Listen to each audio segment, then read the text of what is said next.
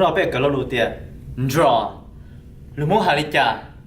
từ lúc muốn nó chỉ cho bao tiền ten đua giờ của ten đua chỉ lâu ten chỉ lúc muốn chỉ bé muốn xóa lâu tiền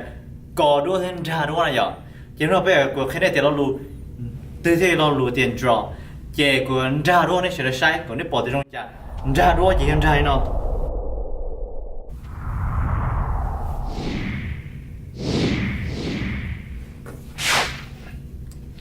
ra ta lợi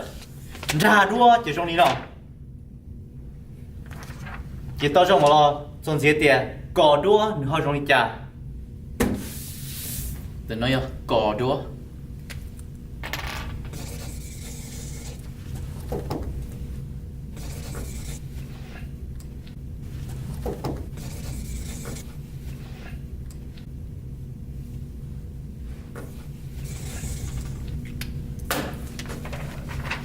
đây à, cò đũa.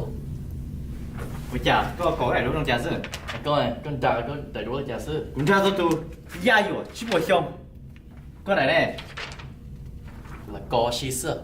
yo, cò đũa chỉ trong này nó, còn trà đũa là chỉ thiên rồi, thầu cò nó chỉ là thầu cái trà chế thầu là cò cái chế á, chỉ cò trong nó sẽ đi chỉ nhân trà, giờ trà có chế này chỉ tôi ở trong cái tôi ya yo chỉ một xong là nó mà xin rồi rau thế phải chỉ sẽ cái đó rồi sẽ trà nhân trà, đúng không hẳn đấy, mà xin rồi rau thông pa phu yalin ta ke se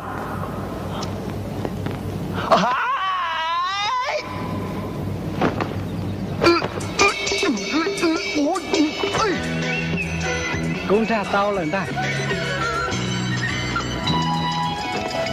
đây mà cũng ra tao ra rồi chứ vào trong lời tia